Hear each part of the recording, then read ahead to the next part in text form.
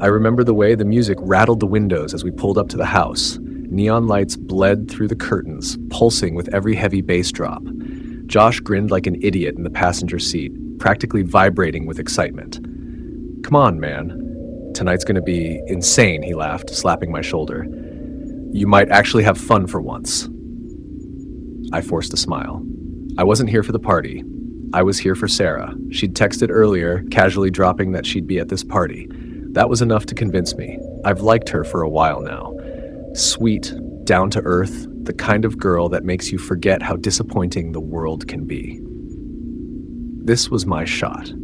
We walked in together, shouldering through crowds of strangers, the air thick with sweat and booze. Josh immediately veered toward the kitchen, grabbing a red Solo cup like it was a reflex.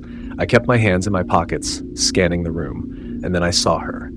Sarah stood near the back patio, chatting with a few girls, laughing softly. Her smile was radiant. My stomach twisted into knots, but I told myself to grow a spine. I started walking toward her, rehearsing something clever to say. Then, of course, nature calls. I excused myself, ducking upstairs to the bathroom, telling myself it'd be better anyway. Less desperate, less obvious. I wasn't gone for more than 5 minutes. When I came back downstairs, I froze. There he was, Josh, standing right next to her, laughing, gesturing wildly like he always does when he's tipsy. I walked a little closer, enough to hear, but not enough for them to notice me. "She's great and all," Josh was saying, "but, John's kinda weird.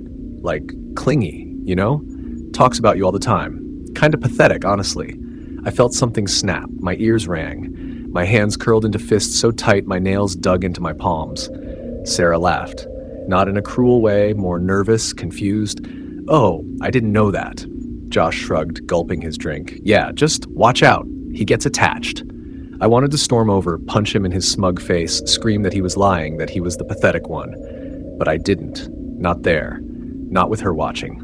I turned, walked away. My heart thudded so violently it hurt. For the rest of the night, I pretended. I smiled when he cracked jokes.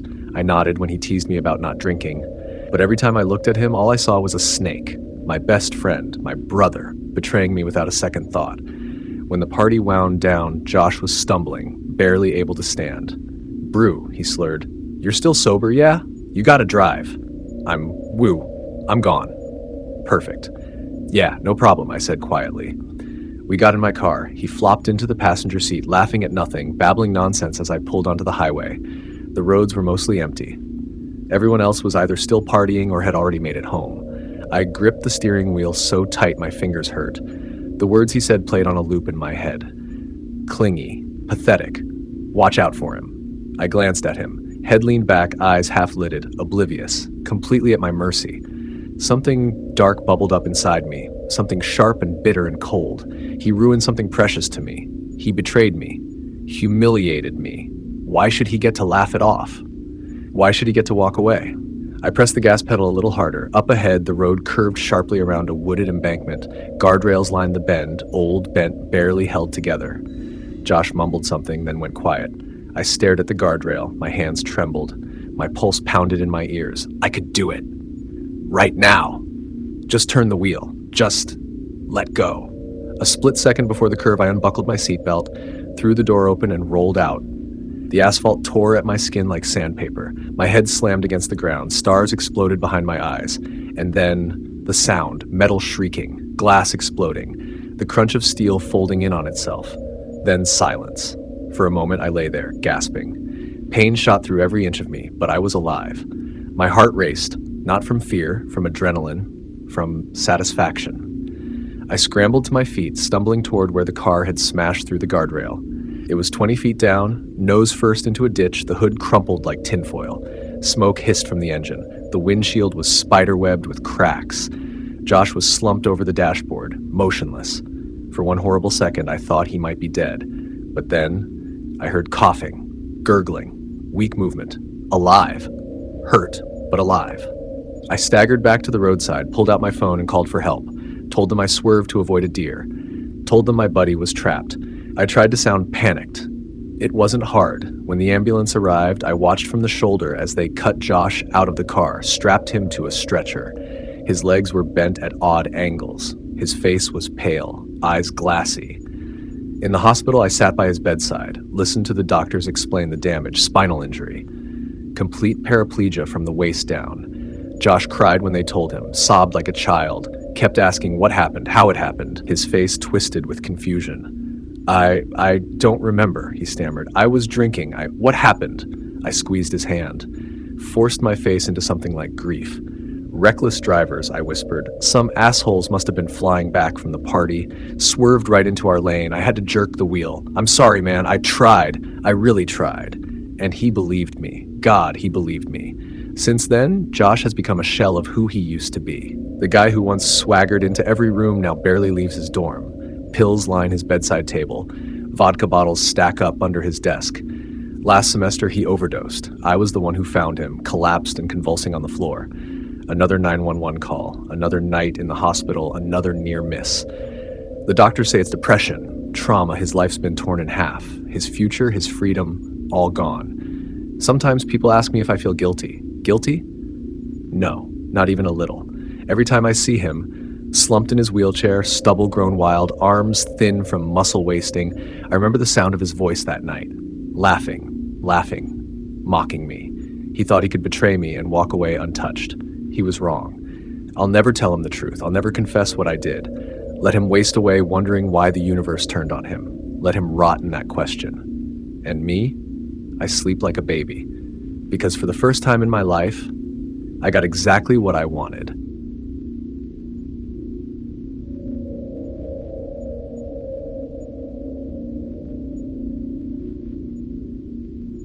It started like any other Tuesday. I dragged myself through the front door after a long, mind-numbing shift at the warehouse. My one-bedroom apartment sat on the third floor of an older building. Nothing fancy, but it was quiet enough most of the time. I tossed my keys onto the counter, kicked off my boots, and flopped onto the couch, already scrolling through my phone. My security camera notifications caught my eye. I'd installed a camera pointing toward my front door a few months back after a package was stolen. It wasn't anything fancy, just a motion-sensing feed that pinged me whenever someone passed by. Most days it was just the mailman or a neighbor walking their dog. But tonight, something was off. The thumbnail image showed nothing. Just my door dimly lit by the hallway light.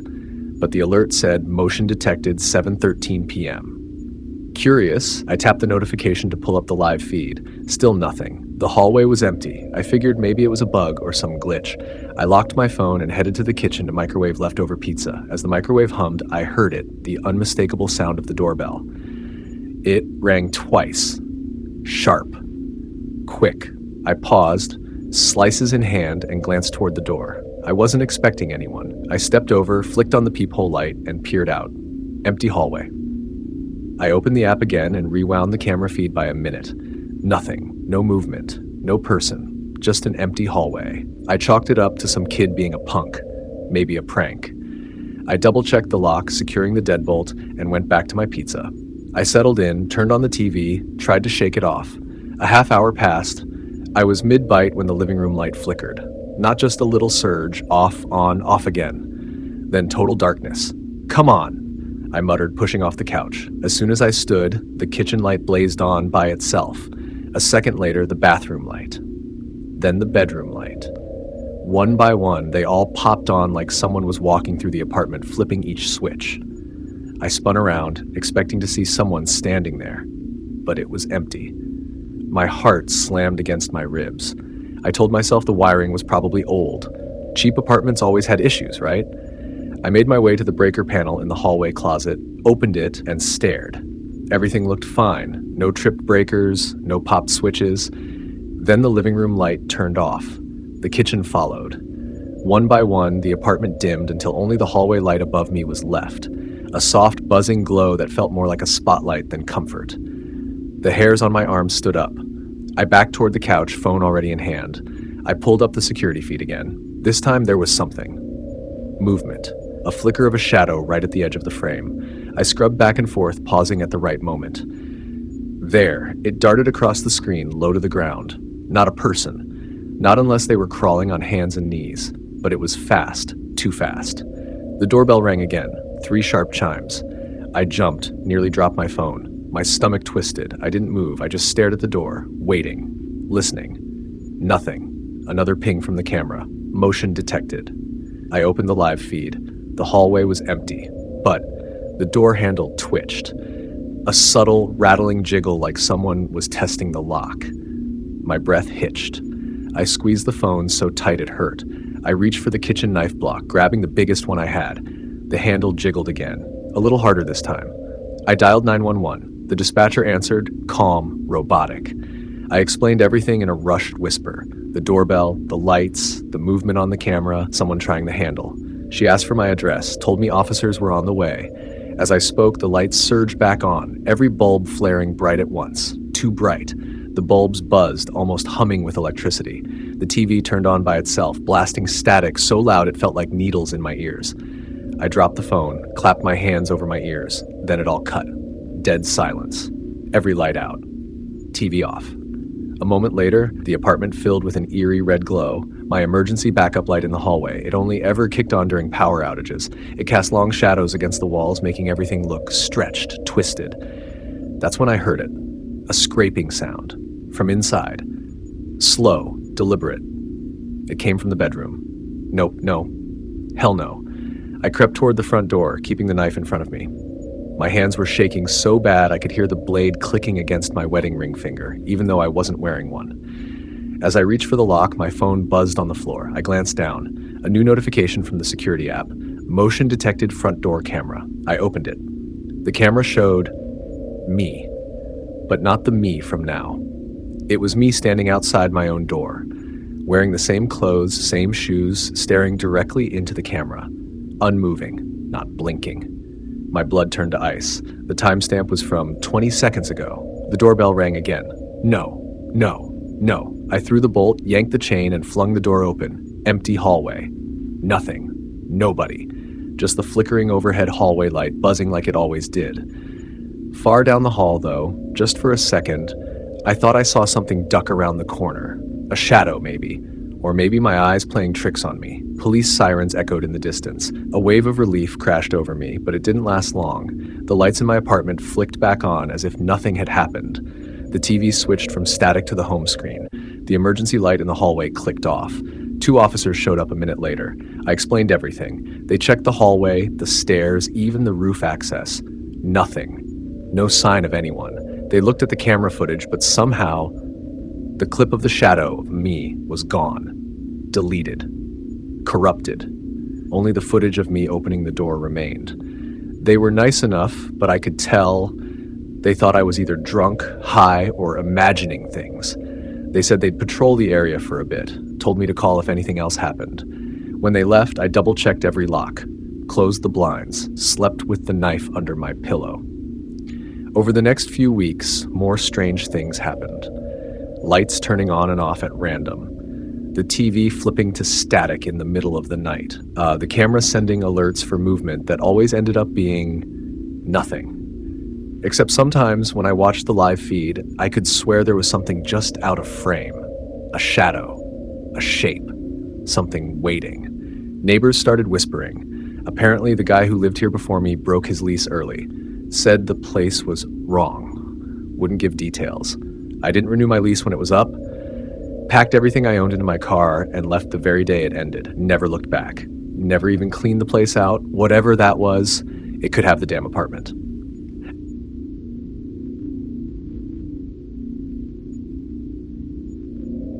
I twisted the key in my apartment door and stepped inside, kicking off my shoes as the familiar scent of lavender air freshener filled my nose.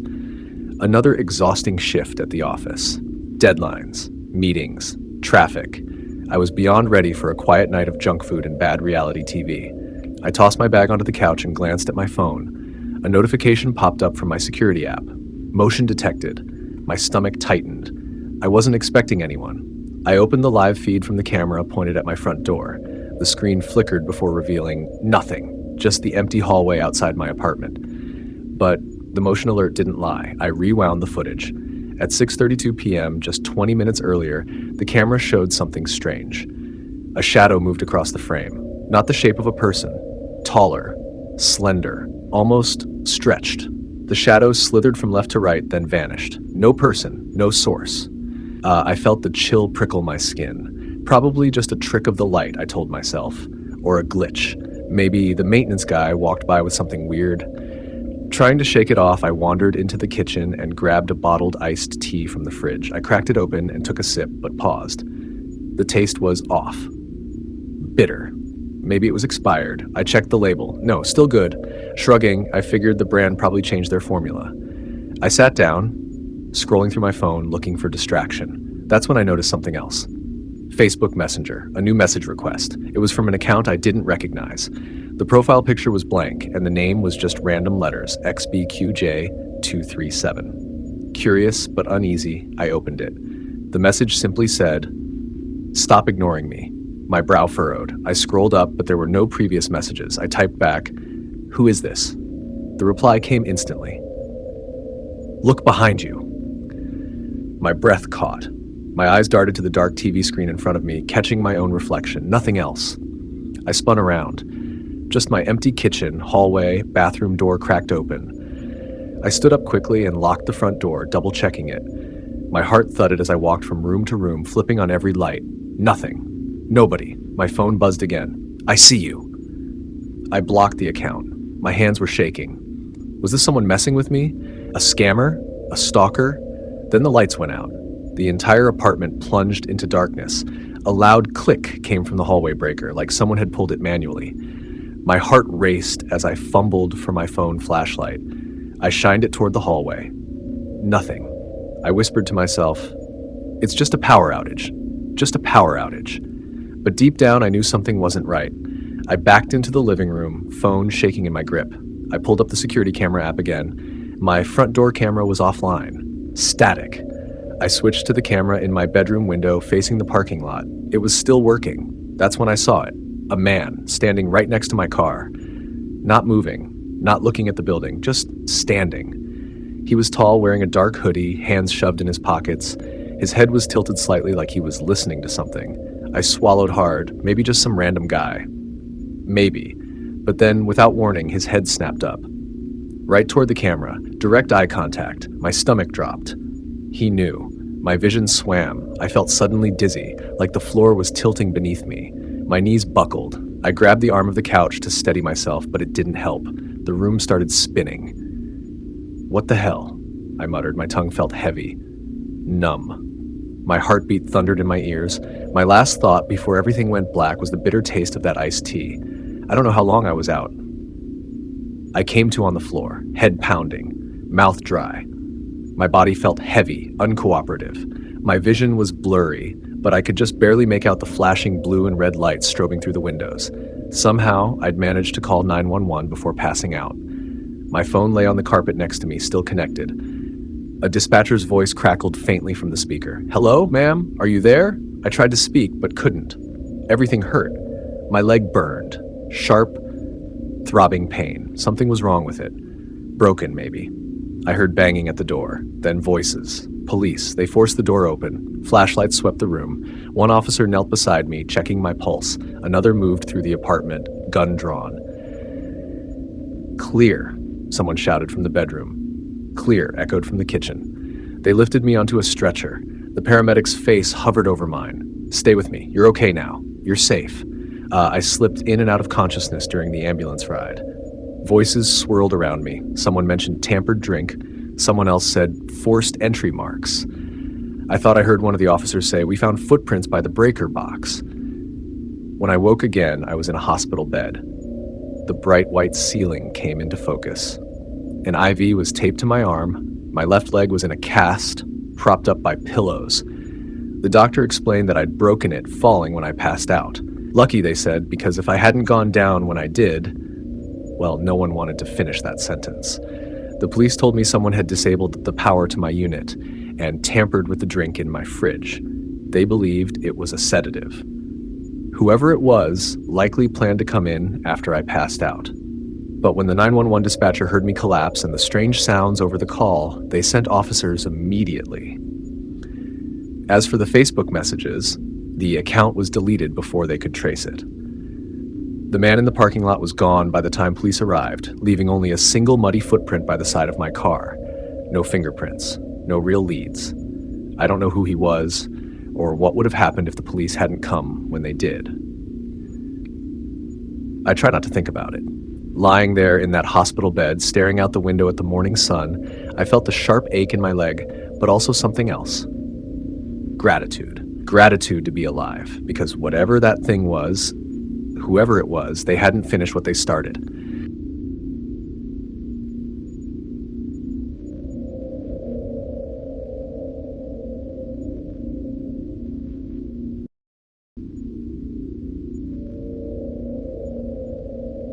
You'd be surprised how quiet the deli section gets after 10 p.m. Most people think of Walmart as chaotic, loud, flashing lights, screaming kids, carts squeaking like haunted house props. But when the store starts to empty, when the rush dies down and only a few stragglers remain, the place changes. It feels like something else lives in the walls, something that only wakes up when no one's watching.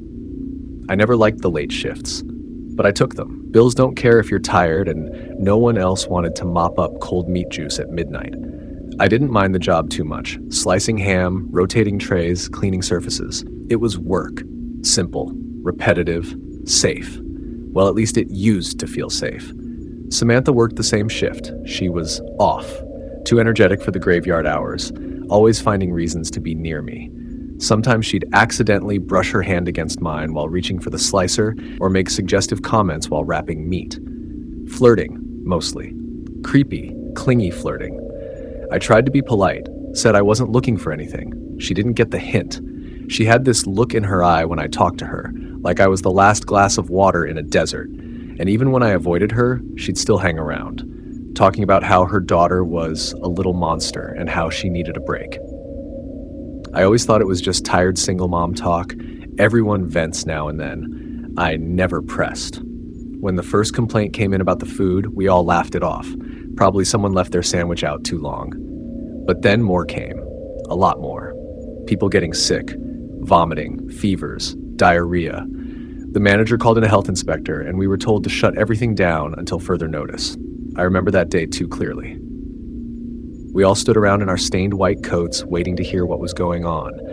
The inspector didn't look like he wanted to say anything out loud. He had this stiff posture, pale face, like he'd seen something that didn't belong in this world. And then the store was shut down entirely. No explanation to the public, just closed until further notice. A week later, I saw it on the news. Human remains discovered in Walmart deli meats. I gagged when I read it. I had been slicing that meat, stocking it, selling it.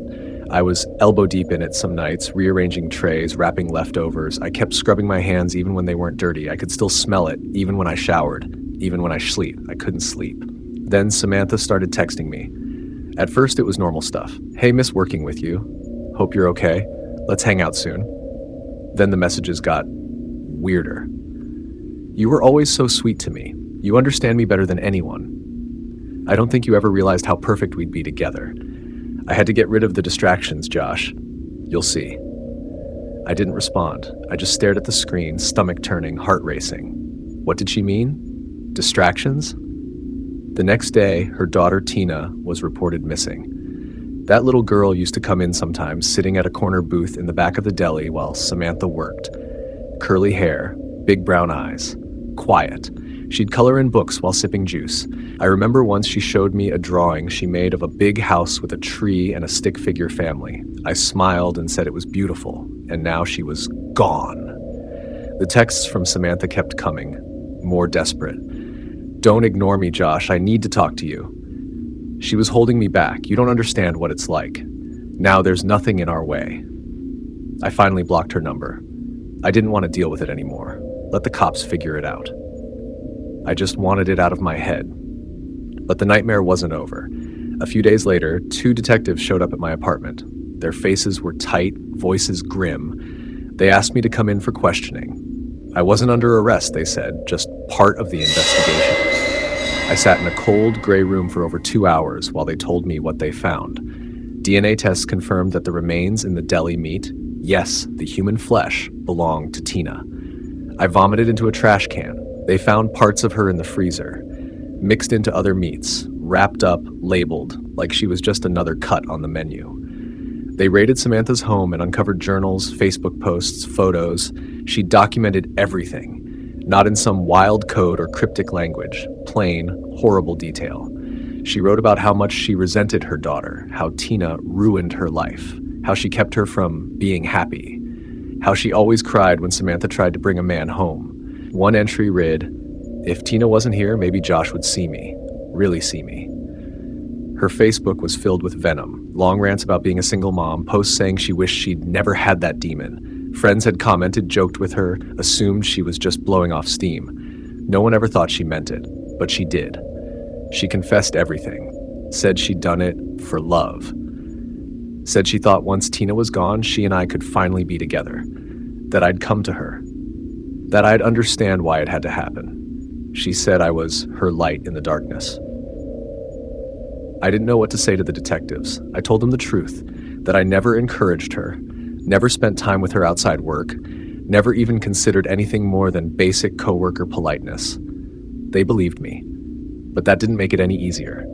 I still had to testify, had to sit there and watch her smile at me like we shared a secret. Had to listen to the horrible details, how she did it, when she did it, how she brought parts of her own child into our workplace and hid them among the stock, how she fed them to people, how she fed them to me. I don't eat meat anymore. I don't sleep much either. I moved to a new town, started over. I work at a bookstore now. No sharp tools, no late shifts, no deli counters. Sometimes I still see her face, the way her eyes lit up when she looked at me. The way she looked through me like I was hers already. They say she's getting life without parole. I hope so. But sometimes I wake up in the middle of the night, drenched in sweat, certain I heard a voice whisper my name from the hallway. And when I go to check, there's nothing there.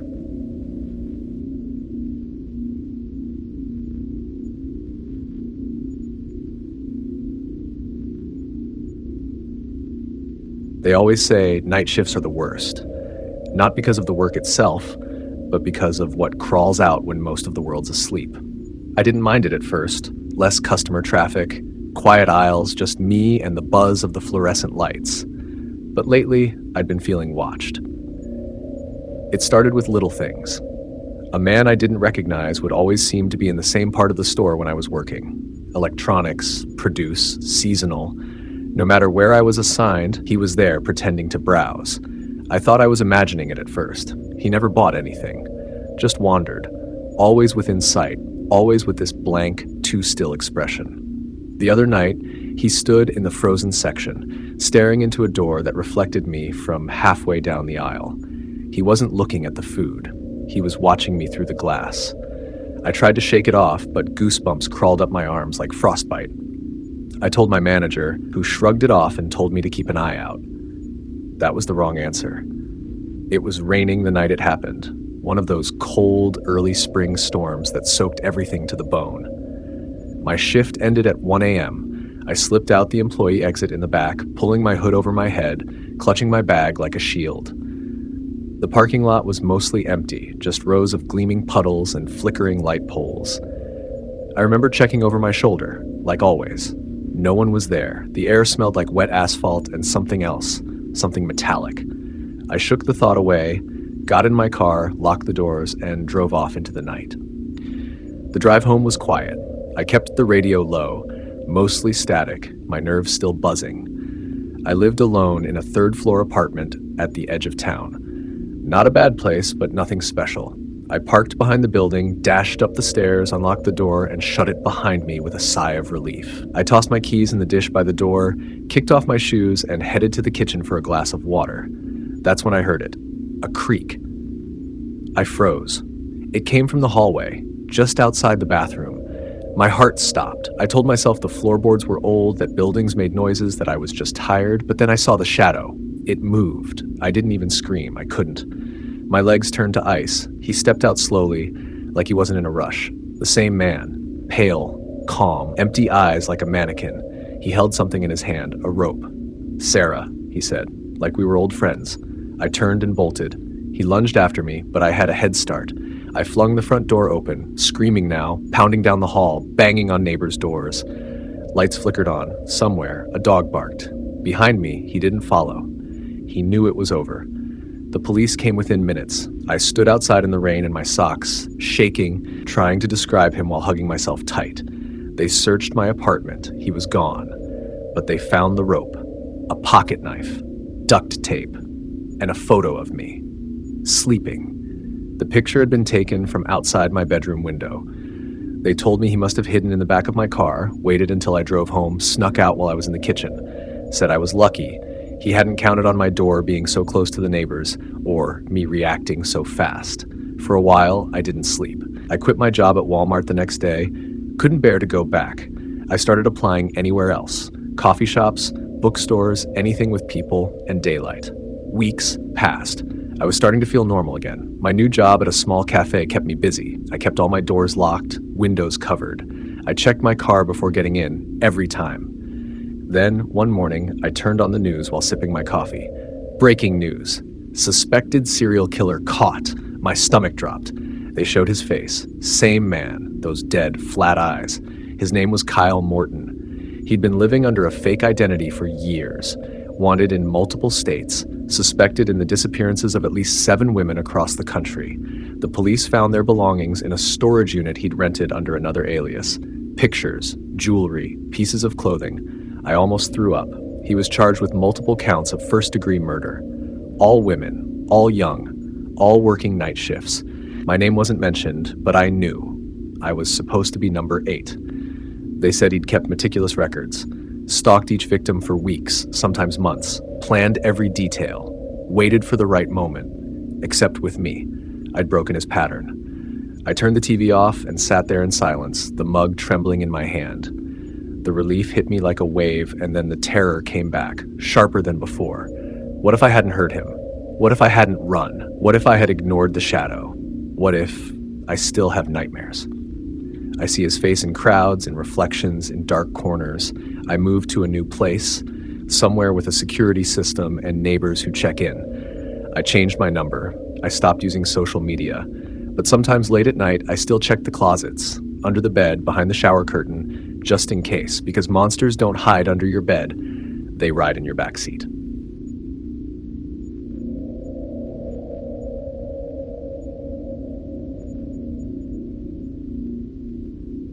You start to notice strange things working retail long enough. Customers who mumble to themselves in the aisles, kids that stare too long at blank shelves, people who linger but never buy anything. You brush it off. You have to. Working at Walmart's like that. Routines, repetition, and the occasional jolt of weird that keeps your skin just a little too tight. I worked the night shift, stocking shelves and organizing the back room. I liked the quiet. No crowd, no screaming babies, just me and the hum of the lights overhead. But a few weeks ago, something started bothering me. Items kept going missing, little things at first, then stranger, more specific stuff. Heavy-duty duct tape, industrial-grade cleaners, a couple sets of kitchen knives from the housewares aisle. None of us thought much of it at first. Shrink happens. Theft is just part of the job. But then it kept happening, and the weird part was, these weren't the kinds of things people usually stole. They weren't flashy or expensive, just practical.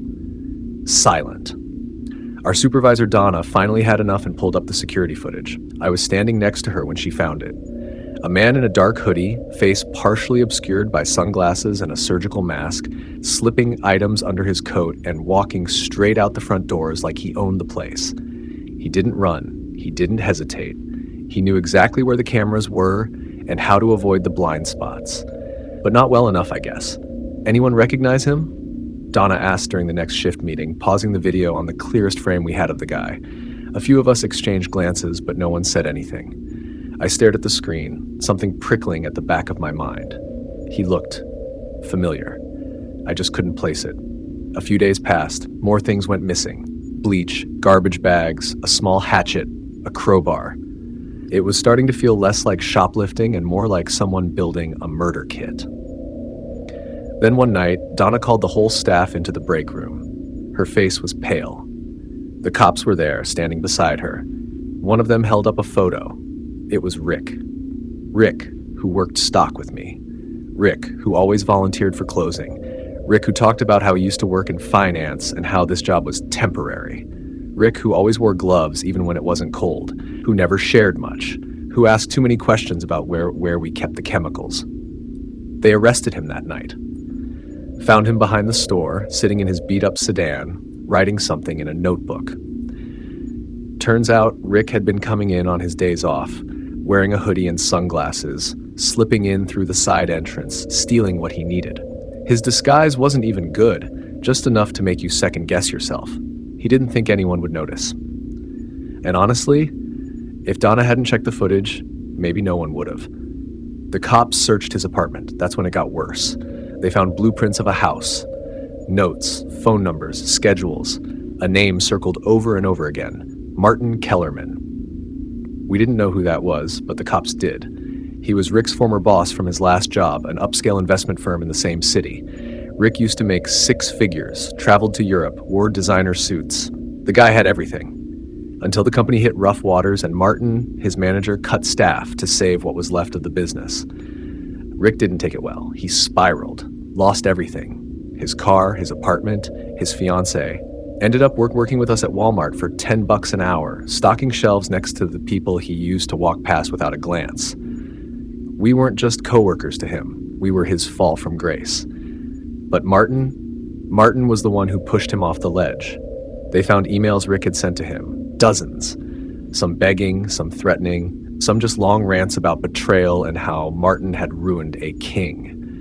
There were texts too, phone calls, so many that Martin filed for a restraining order.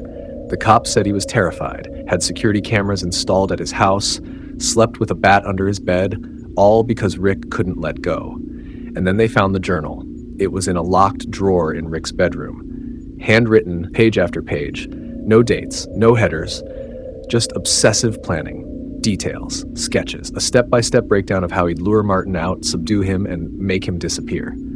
The stolen supplies were listed too, all accounted for. Duct tape, cleaner, trash bags, knives. He'd even practiced some parts. He wrote about it like rehearsing a play, how fast he could tape someone's mouth shut, how hard he'd have to swing the crowbar to knock someone unconscious. It made my skin crawl. He called it cleansing. He wrote that Martin had taken everything from him, that the only way to get his life back was to balance the scales, that his suffering had to be answered for. We were just background noise to him, the store, the job, me, just placeholders in the story of his downfall. I kept thinking about the quiet conversations we'd had while organizing pallets, how he talked about being wasted potential, how he'd said once, half joking, some people deserve what's coming to them. I thought he was just bitter. I didn't know he meant blood. Martin never got hurt. The police got to Rick just in time. But the part that haunts me is how close it came. If Donna hadn't checked the footage, if the cops had come a week later, if Rick had gone through with it, I still work at Walmart, but I can't walk down the chemical aisle without my stomach twisting. Every time I see someone in a hoodie, I look twice. 3 times. I start seeing Rick in people's faces, in customers, in coworkers. I start thinking about how you can't ever really know someone, how they can smile while thinking about murder, how they can talk to you like a friend while planning to erase someone else. Sometimes I wonder what he would have done if he hadn't been caught, if Martin was only the beginning, if we were next.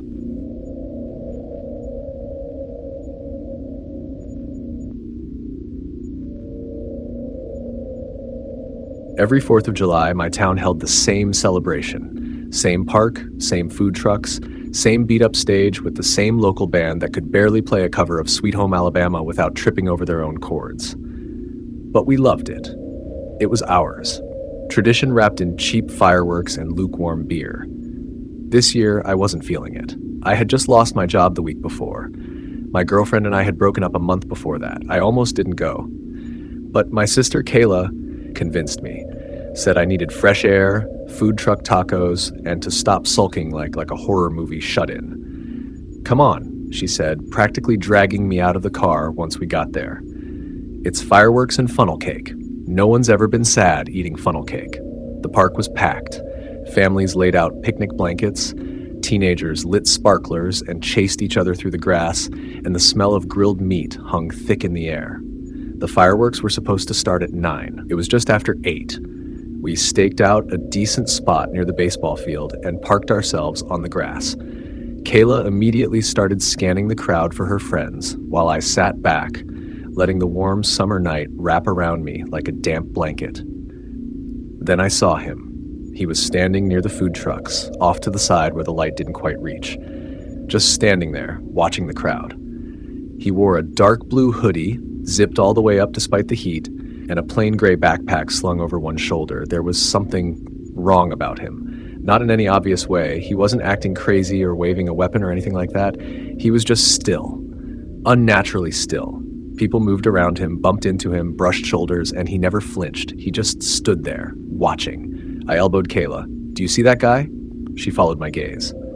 "Which one?" "Hoodie, backpack, by the food trucks." She squinted. "No." "Wait, yeah, that's weird." "I don't like it," I said. "You don't like anyone lately." "Yeah, well, he especially gives me the creeps." She brushed it off, but I kept watching him. A few minutes later, he moved. Just a few steps, slowly, deliberately. He walked out of the crowd and headed toward the trees lining the back of the park, disappearing into the darkness like he was melting into it. A little after 9, people started getting antsy. No fireworks, no announcements. The band had stopped playing 15 minutes ago, and the mayor, who usually made some long-winded speech before the show, was nowhere to be seen. Kids started whining. Parents began checking their watches. Kayla glanced at me. "This is weird, right?" "Yeah," I said, standing up. "It's like no one knows what's happening." I scanned the crowd. Something felt wrong. That eerie, bone-deep kind of wrong. People were still laughing, eating, waiting, but it felt like they were all on a stage and no one realized the curtain had already fallen. Then came the explosion. It didn't sound like fireworks. Fireworks pop, crackle, whistle. This was a boom. A chest-punching, car alarm-setting, window-rattling explosion that lit the sky orange and sent a wave of heat washing over us. Screams erupted from the far end of the park. I turned in time to see a fireball rising where the food trucks had been. One of them was gone. Just gone. In its place was a twisted mess of metal and flame. People were on the ground, some running, some not moving at all. Kayla grabbed my arm. "We have to go." Wait. I couldn't think. My ears were ringing. Another explosion rocked the park, this one closer. Dirt and grass blasted into the air. People ran, trampled each other, shrieking and calling out names. A man with half his face burned stumbled past us, clutching at the air before falling onto the pavement. I grabbed Kayla's hand, yanked her behind the dugout of the baseball field, and tried to catch my breath. "This is a bomb," I said. "Someone planted bombs." No. What's happening?" She kept saying over and over, like repeating it would undo the chaos. That's when I saw the guy in the hoodie again. He was standing near the park's maintenance shed now, away from the crowd, just watching the flames, his hands resting casually at his sides like he was admiring his work. He didn't run, didn't flinch. I stood up. "I'm going after him." Kayla grabbed my shirt. "Are you insane? He did this. And what the hell are you going to do about it?" But I was already moving. I ducked through the chaos, heart-pounding, smoke filling my lungs, and followed him into the trees. The screaming grew quieter behind me, muffled by the woods. Branches scratched my arms. The darkness swallowed the trail almost immediately, and I lost him for a second. Then I saw the faint glow of a phone screen ahead, just briefly. I crept closer. The man stood in a small clearing, facing away, typing something on his phone. I stepped on a branch. It cracked. He turned. Even in the dark, I could see his face. Pale, gaunt, eyes wide and far too calm. He stared at me like I wasn't even real. "You did this," I said, my voice shaking. He didn't answer. Just watched me, head tilted. "Why?" I demanded. His lips curled into a smile, because no one listens anymore until they're screaming. I lunged. I don't know what I thought I'd accomplish. He dropped the phone and reached into his pocket. I tackled him before he could pull anything out, and we crashed to the forest floor. We struggled. He was stronger than he looked, but I managed to pin him for half a second.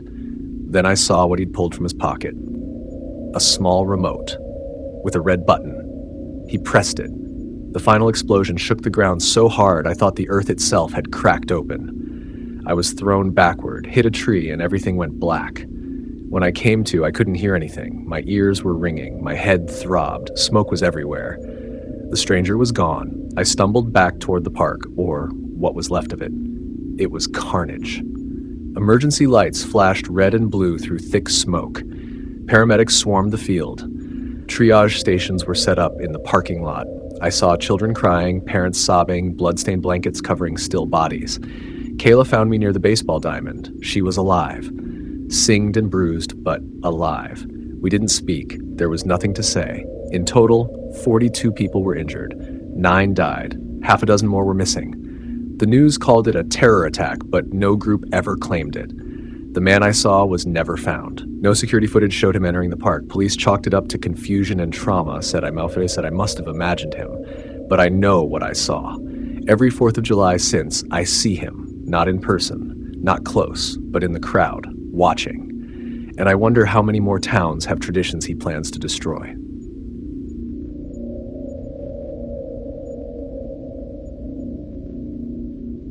I always thought the 4th of July was the happiest day of the year. In our little town, it was almost sacred, bigger than Christmas, bigger than Halloween. Everyone gathered at Finch Park, grilled hot dogs, let their kids run wild, and waited for the sky to bloom in color. It was perfect every year. Until last year. Last year was the first time I felt something watching me. I arrived at the park around 6 p.m., as usual. I had my folding chair, my little cooler, and a bag of those awful patriotic cookies with the red, white, and blue frosting that gets all over your fingers. My mom used to buy them when I was a kid. She's been gone 5 years now, but I still get them. Some things you keep doing just to feel normal. The park was already crowded, familiar faces everywhere. Old friends, neighbors, people I knew from high school. I waved to the Tomlins, who were arguing over how to set up their umbrella. I spotted the Klein twins racing toward the hot dog stand. Even the mayor was there, red-faced and sweating through his suit, laughing too loud and clapping people on the back like he wasn't drunk off his ass. I found a nice spot near the small hill on the north end of the field away from the speakers and crowd noise. Just me, my cookies, and a front row seat to the sky. That's when I noticed it. Not someone. Not something. Just a feeling. A pull.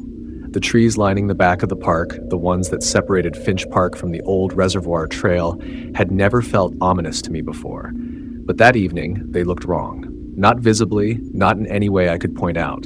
Just darker, deeper, like they went on forever. I turned my chair away from them, annoyed at myself. I've always had a vivid imagination, but I didn't need it that night. I was there to relax, to remember good things. I put on some music, popped open a soda, and waited for the sun to go down. It was around 8:45 when I first noticed the sound, a soft rustling from the trees. I looked back, squinting. Maybe a raccoon, I thought, or a deer. The woods weren't huge, but they were thick enough to hide animals. I saw nothing, but the rustling stopped the moment I looked. I turned back to my chair. 10 minutes later, it came again. This time louder, closer, like something dragging through underbrush. I stood, scanning the tree line. A couple of people were nearby, but no one else seemed to hear it. A father was pushing his kid on the swings, and a group of teens was setting off sparklers closer to the restrooms. No one was looking toward the woods. The noise stopped. I took a few steps toward the trees, telling myself I was being dumb. Just checking. Probably kids messing around. But the moment I stepped off the grass and onto the mulch trail leading into the trees, it went dead silent. No bugs. No rustling leaves. Not even the distant bass of the music from the stage. It was like stepping into a vacuum. I turned around and went back to my chair. 9 p.m. The sky was getting dark and people were starting to quiet down. Everyone was facing the lake now, waiting for the fireworks barge to start the show. I should have been doing the same, but I couldn't stop looking at those trees. I tried to focus, ate a cookie, checked my phone, texted Chelsea, who was out of town visiting her parents. She replied, "Jealous. I missed the show. Text me when it starts." Then the light behind me flickered. I turned fast. There was nothing. Just trees. Dark, endless trees. But something had changed. There was now a shape. In the woods. Not a person. Not an animal. A shape. The kind of thing your eyes refused to focus on. Like it was wrapped in shadow, too thick to be natural. Tall, unmoving, like it had always been there, but I had just noticed it. I blinked. It was gone. The air felt colder, just a little. People around me were cheering. I turned toward the lake. The first firework exploded in the sky, red, bright, and loud. Another followed, blue. then white. Classic American palette. I tried to relax, tried to tell myself I'd imagined it. Stress, heat, bad sleep, anything. But as the fireworks continued, I felt it again. Not the pull this time. The presence. It was behind me. I knew it without turning. I could feel it, heavy and solid, like gravity had bent behind my chair. I didn't want to look. Another firework burst. The crowd cheered. I turned. It was standing just beyond the tree line now. Closer. It hadn't moved like a person. It didn't step forward. It had become closer, like the woods had pushed it forward while I wasn't looking. Still no detail. No face. Just a silhouette of wrong angles and long limbs, too tall, too still. And I realized something that made my stomach drop. No one else was looking. Not a single person. Thousands of people, and not one of them saw it. I turned back toward the show.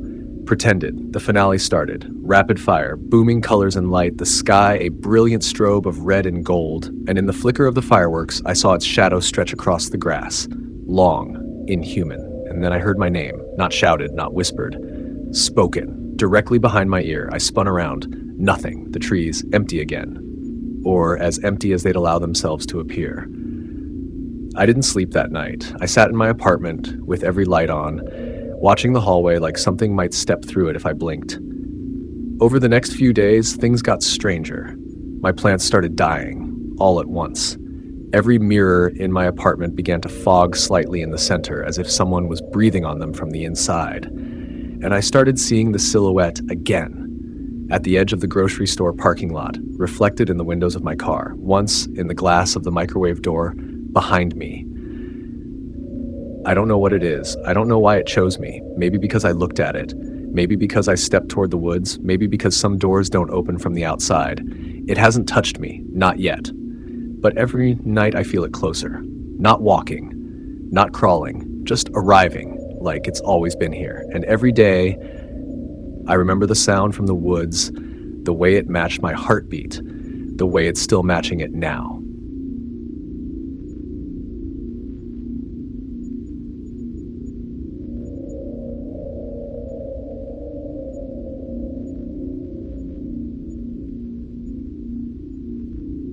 I always loved the 4th of July. There was something magical about it, something nostalgic and comforting.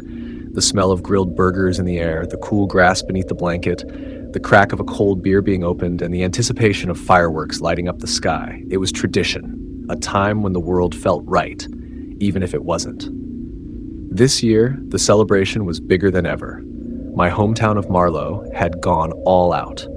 Word was the mayor had poured a ton of money into the fireworks show, saying it would put Marlow on the map. A ridiculous notion, but no one was complaining. Everyone loves a good spectacle. I went with my younger brother Nate and my best friend Chelsea. We'd staked out our spot early, right in front of the lake, with a perfect view of the barge where they'd launched the fireworks. The field was packed with families, teenagers, and old-timers who'd been around since Marlow was just a handful of dirt roads and farms. A live band played some classic rock covers, and kids ran around with glow sticks and cotton candy smeared across their faces. It felt like something out of a movie. But something felt off. It started with the man standing alone near the edge of the crowd. He was tall, too thin, wearing a threadbare black button-up and jeans that looked like they hadn't been washed in weeks. He wasn't holding a drink or any food, just standing there, arms stiff at his sides, watching the lake. I nudged Chelsea and nodded toward him. "See that guy?" She squinted. "Creepy. Looks like he's waiting for something." "Or someone," Nate said behind me, half joking. We laughed it off and went back to sipping our drinks and swatting at mosquitoes. Still, I kept looking over my shoulder.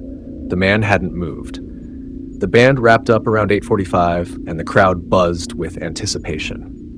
People started craning their necks toward the lake. The sun dipped below the trees, and the sky turned the kind of deep blue that feels like the breath before a scream. 9 o'clock came and went.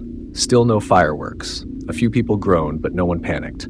These things sometimes ran late, but at 9:15, the crowd started murmuring. I stood up, shielding my eyes against the last of the sunlight. No technicians on the barge, no lights, no crew, just a dark, motionless platform floating in the water. Then I heard it. A low humming sound, almost like feedback from a speaker, except there were no speakers near us anymore. It started faint, barely noticeable, but grew louder, sharper. A few people clapped their hands over their ears. Someone's kid started crying. The lights around the field flickered, then went out entirely. Total darkness. People started talking louder, shouting for someone to turn the lights back on, for someone to explain what was happening. Phones lit up, throwing eerie white glows across nervous faces. Then the humming stopped. Dead silence followed. And then came the explosion. It wasn't on the barge. It came from the parking lot, behind us. A flash of red-orange light erupted in the distance, followed by a deafening boom that shook the ground and sent a wave of heat washing across the field. Screams tore through the crowd. I turned in time to see flames licking the night sky, thick black smoke curling upward like a giant claw. People ran, trampled each other. Chaos. "Run!" Chelsea shouted, grabbing Nate's arm. "We have to get out of here." But I couldn't move. I saw him again, the man in black. He was walking slowly through the crowd, completely calm, untouched by the panic. His eyes locked on mine. He smiled. A second explosion ripped through the night, closer, this time from the lake. The barge. The fireworks never launched. They ignited all at once in one massive burst that shattered windows across town and sent wooden splinters flying through the air like shrapnel. The blast knocked me off my feet. I hit the ground hard, vision blurring, ears ringing. I could barely make out anything through the smoke and screams. Someone stumbled over me. A woman sobbed nearby, calling a name over and over. I crawled across the grass, coughing, trying to find Nate and Chelsea. I found Nate first. He was sitting upright against a tree, blood running down the side of his face. His eyes were wide, unfocused. "Nate." I grabbed his face, tried to snap him out of it. "Are you okay?" I think something's in my leg," he mumbled. Chelsea found us a moment later, coughing and dragging her left foot. "We have to go. It's not over." "What do you mean?" I asked, helping Nate to his feet. "I saw him. That guy. He walked into the woods carrying something. I think there's another bomb." We didn't question it. We moved. The three of us stumbled through the park, dodging bodies and fallen light posts. Emergency sirens wailed in the distance. People were screaming for their kids, their spouses. I saw someone with half their face burned away, dragging themselves toward the road. It looked like a war zone. We cut through a playground and into the woods where Chelsea had seen the man go. The trees swallowed the light and the smoke hung heavy, clinging to our skin and lungs. We found him in a small clearing. He stood next to an open black duffel bag, wires, cylindrical canisters, a phone with a countdown timer glowing on the screen, 2:40:42. He turned slowly when he heard us. His eyes were glassy, like he wasn't entirely here, just a vessel. "What the hell are you doing?" I demanded, stepping forward. He didn't answer, just looked at me with that same faint smile. Chelsea raised a rock she'd picked up and hurled it. It hit him square in the shoulder, and he staggered backward. Nate lunged forward and kicked the phone, sending it skidding into the trees. The man's face changed then. Not anger, not pain, something else. He whispered something under his breath and ran. We didn't chase him. We grabbed the bag, God, I don't know why, maybe out of instinct, and bolted the other direction. We made it back to the road. A police cruiser nearly hit us, screeching to a stop just in time. We waved them down, handed over the bag, and told them everything we'd seen. They didn't believe us. Not at first, but when they found the bomb, armed minutes from detonating, they believed us, and they never found the man. The official story was a malfunction with the fireworks and a gas leak in the parking lot. They didn't want panic. They didn't want questions. But I know what I saw. Nate has trouble sleeping now. So do I. Chelsea moved away not long after, said she couldn't breathe in Marlow anymore. Every 4th of July, I think about that man. His eyes, that smile, the way he moved through a crowd like he didn't exist. And I keep wondering how many towns have stories like mine, stories buried under lies and sealed reports, waiting to happen again.